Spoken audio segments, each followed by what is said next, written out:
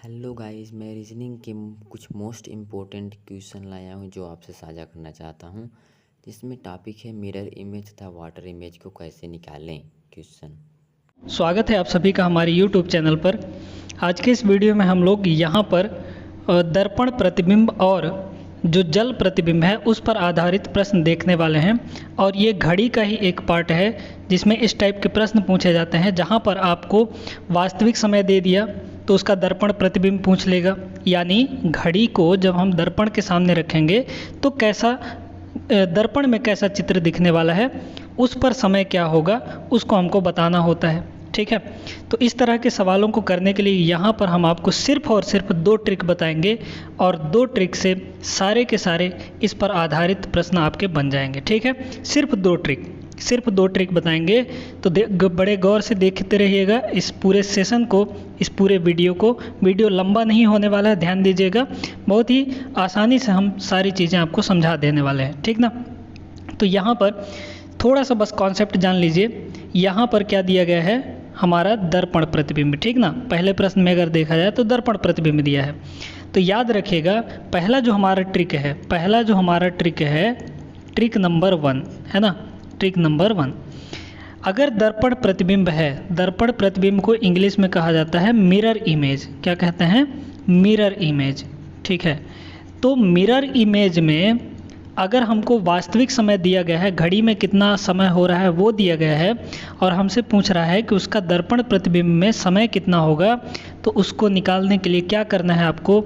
सिर्फ कुछ नहीं करना, आपको 11:60 में घटा देना है। ठीक है, आपको क्या करना है? सिर्फ और सिर्फ इसी में 11:60 में जो हमारा समय दिया गया है इसको घटा देना है।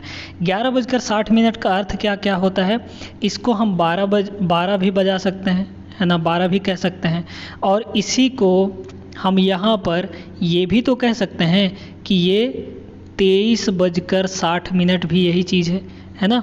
तो मतलब बस जाने रहिएगा, क्योंकि आगे थोड़ा सा काम आने वाला है। ठीक है, तो जो भी समय दिया रहेगा, अगर हमको दर्पण प्रतिबिंब निकालना है तो उस समय को 11:60 में घटा देंगे। ठीक है, तो अगर यहाँ पर हमारे पास 9:27 दिया है, पूछ रहा है इसका दर्पण प्रतिबिंब क्या होगा, आप क्या करिए 11:60 में से इस समय को घटा दीजिए।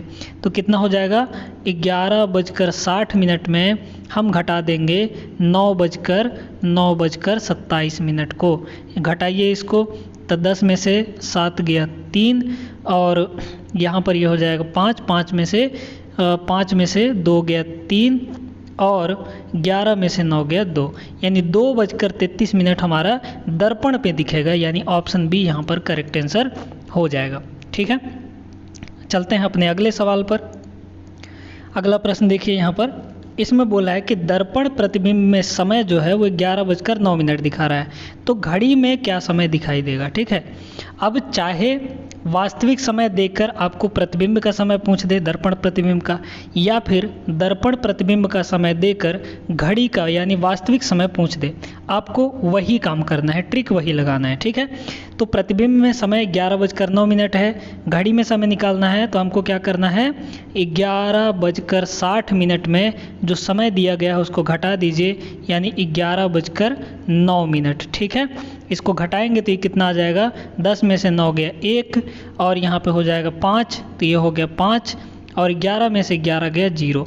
अब 0 का क्या अर्थ होता है? तो 0 का मतलब होता है 12 बजे, है ना। तो ये हो जाएगा 12:51, यानी यहाँ पर आपका ऑप्शन सी करेक्ट आंसर हो जाएगा। देखिए, सिर्फ एक ही ट्रिक से बनने वाला है, यानी 11:60 में ही हमको घटाना है दर्पण प्रतिबिंब के लिए। ठीक है, चलिए अगला प्रश्न पर चलते हैं हम लोग। अगला प्रश्न देखिएगा, यहाँ पर क्या दिया गया है?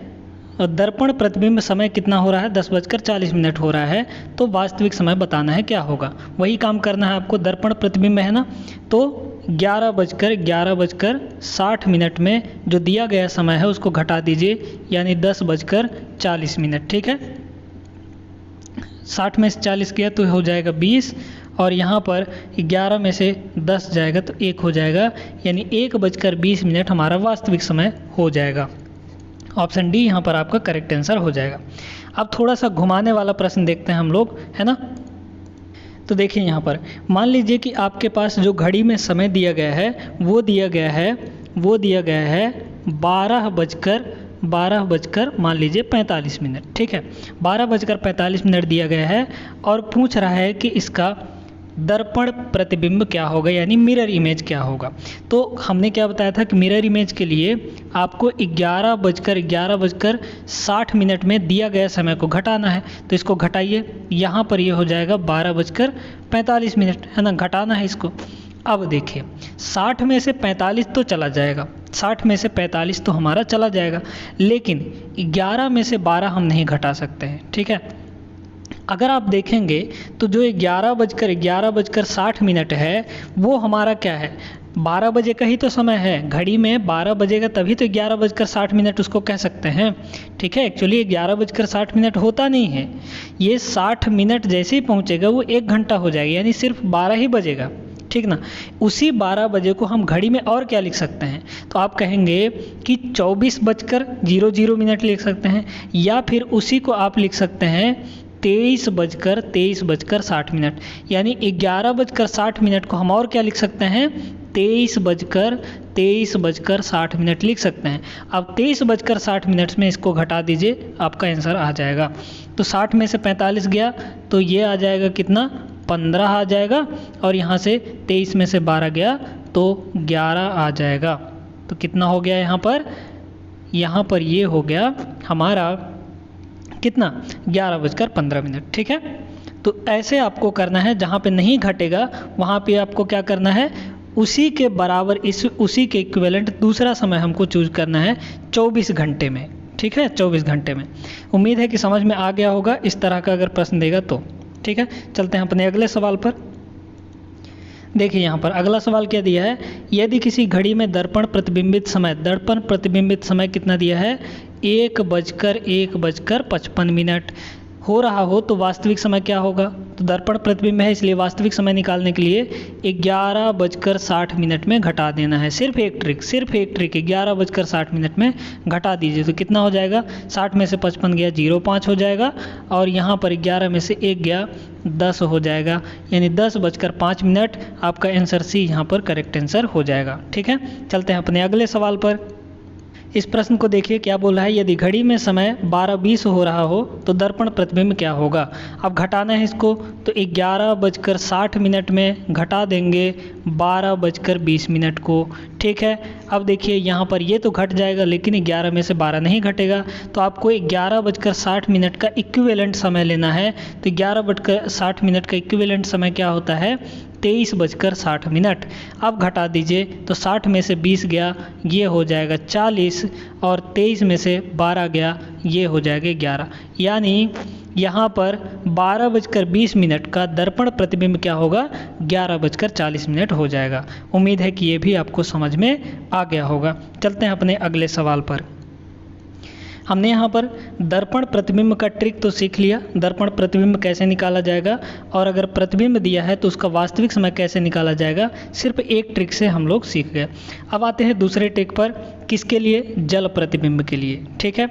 यानी अगर घड़ी में कुछ टाइम हो रहा है, कुछ बज रहा है, उसी को अगर पानी के सामने रख दिया जाए तो पानी में क्या समय दिखेगा उसको हम लोग देखेंगे, यानी जल प्रतिबिंब क्या होगा, ठीक है। तो जल प्रतिबिंब देखिएगा, इसके लिए भी एक ट्रिक है, यानी हम लोग अब चलते हैं दूसरे ट्रिक पर, दूसरे नंबर के ट्रिक पर। पहला ट्रिक हम लोग सीख दिए है ना, जल प्रतिबिंब के लिए एक ट्रिक, और यहाँ पर दर्पण प्रतिबिंब के लिए एक ट्रिक। 2 ट्रिक से ये पूरा सारे सवाल हो जाएंगे। इसका ट्रिक ये कहता है कि अगर आपको वाटर इमेज निकालना हो, यानी जल प्रतिबिंब निकालना हो, वाटर इमेज है ना, वाटर इमेज से संबंधित हो, चाहे वास्तविक समय देकर वाटर इमेज पूछे या फिर वाटर इमेज देकर वास्तविक समय पूछे, तो आपको क्या करना है, आपको 18:30 में घटा देना है। जो भी समय देगा उसको 18:30 में घटा देना है, ठीक है, 18:30 पर। देखिए तो यहाँ पर 18:30 में इस सवाल को चलते हैं, देखते हैं, करते हैं कि यहाँ पर वास्तविक समय 7:35 दिया है, तो जल प्रतिबिंब पूछ रहा है कितना होगा। जल प्रतिबिंब के लिए आपको क्या करना है, 18:30 में से दिए गए समय को घटा देना है। तो यहाँ पर 18:30, इसको घटा दीजिए यहाँ पर 7:35, ठीक है, 7:35। अब देखिए 30 में से 35 तो जाएगा नहीं, तो क्या करेगा, यहाँ से ये जो 30 है ये उधार लेगा इससे। अब आप बताइए कि जो 18 है वो घंटा है हमारा, है ना, घंटा है, तो घंटा जब इसको उधारी देगा एक, तो ये तो 30 मिनट है, तो ये जो मिनट है वो मिनट के ही रूप में एक्सेप्ट करेगा ना। तो यहाँ से 1 घंटा दिया, लेकिन ये क्या करेगा, मिनट के रूप में उसको लेगा। तो 1 घंटा मतलब 60 मिनट, तो 60 मिनट और ये 30 मिनट मिलाकर कितना हो गया, 90 मिनट हो गया। ध्यान दीजिए, फिर से ध्यान दीजिए, यहाँ पर भाई 30 में 35 नहीं घट रहा है, तो ये इससे उधार लेगा, है ना, घटाने में यही तो करते हैं। अब उधार ये एक तो देगा, लेकिन क्या करेगा, यहाँ पर ये जो एक्सेप्ट करने वाला है ये इसको मिनट के रूप में एक्सेप्ट करेगा, क्योंकि ये मिनट के रूप में है। तो 30 हमारा मिनट के रूप में है, ये 1 घंटा लिया, इसका मतलब 60 मिनट लिया, तो 60 और 30 90 मिनट हो गया, है ना। अब ये 1 घंटा दे दिया, तो ये कितना बचा, 17 हो गया, है ना। तो अब 17 90 में से इसको घटाइए, तो 90 में से 35 गया, कितना आ जाएगा, 10 में से 5 गया 5, और 8 में से 3 गया 5, और यहाँ पर 17 में से 7 गया 10, यानी 10:55 हो जाएगा, 10:55 हो जाएगा इसका आंसर। जल प्रतिबिंब